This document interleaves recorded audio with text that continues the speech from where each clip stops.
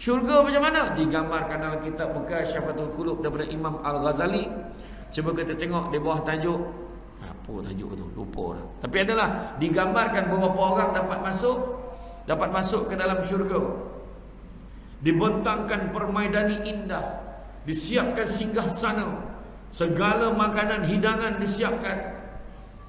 Kemudian Allah Ta'ala perintahkan, wahai malaikat, kau bukakan tabir ini biar mereka dapat melihat kepada aku. Kemudian malaikat jawab, ya Allah, mana mungkin mereka boleh melihat kau ya Allah, sedangkan mereka derhaka ya Allah, derhaka kepadamu ya Allah. Kemudian Allah Ta'ala jawab, kau bukakan tabir ini untuk mereka, kerana sesungguhnya mereka di atas dunia, mereka pernah salah satunya pernah menangis kerana aku. Nampak? Itu jawapan soalan bocor nak bagi ni. Ya, makna menangislah atas dunia. Oh, perempuan berhenti menangis sebab jantan. Menangislah kerana Allah. Apa yang suami nak buat, pedulikan, setuju je. Faham? Lepas ni ada dah orang hantar mesej dekat imam, jangan panggil penceramahnya lagi, menghasut dia. Tak adalah, saja je.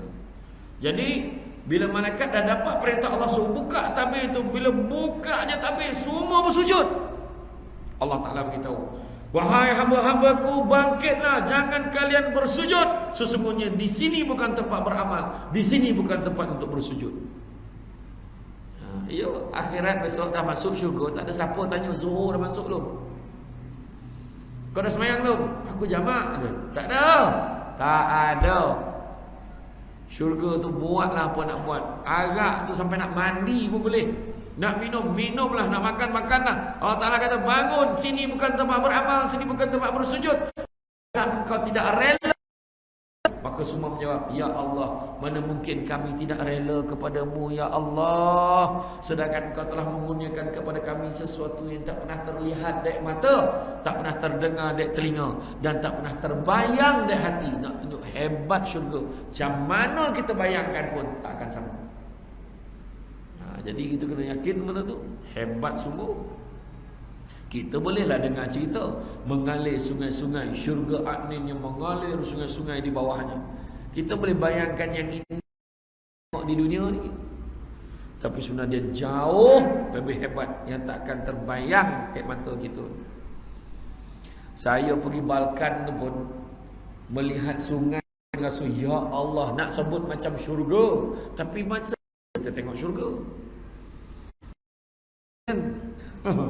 Kita kena, ya Allah, syurga dunia. Itulah habis kuat kita cakap. Memang lawa betul. Kan? Saya tengok tempat orang. Ya, akhirnya kepada siapa puji-pujian? Kepada Allah juga. Itu sebabnya. Akhirat. Sebagai tambahan, Rasulullah SAW juga pernah bersabda, barang siapa yang kehidupan akhirat menjadi tujuan utamanya, nescaya Allah akan meletakkan rasa cukup di dalam hatinya dan menghimpun semua urusan untuknya, serta datanglah dunia kepadanya dengan hina. Tetapi barang siapa yang kehidupan dunia menjadi tujuan utamanya, nescaya Allah meletakkan kefakiran di hadapan kedua matanya dan mencerai-beraikan urusannya, dan dunia tidak bakal datang kepadanya kecuali sekadar yang telah ditetapkan untuknya. Hadis riwayat Tirmizi. Kan? Jadi maknanya carilah kebahagiaan di akhirat. Mudah-mudahan dapat mencukupkan juga yang di dunia ini.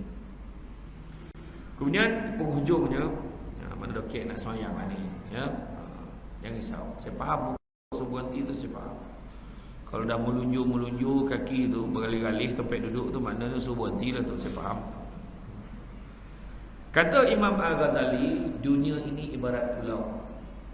Dunia ni ibarat pulau yang penuh dengan beraneka permainan, keseronokan, keindahan, penuh dengan kecantikan dan bekalan.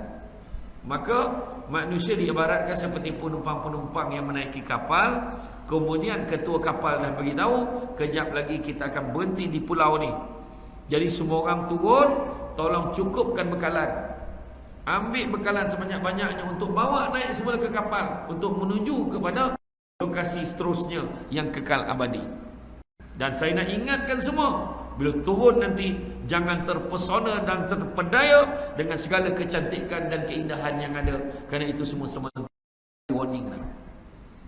Dan jangan ingat kita lama dekat sini, kan sesungguhnya ini hanya sementara sifatnya. Kemudian bila turun aja ada 3 golongan.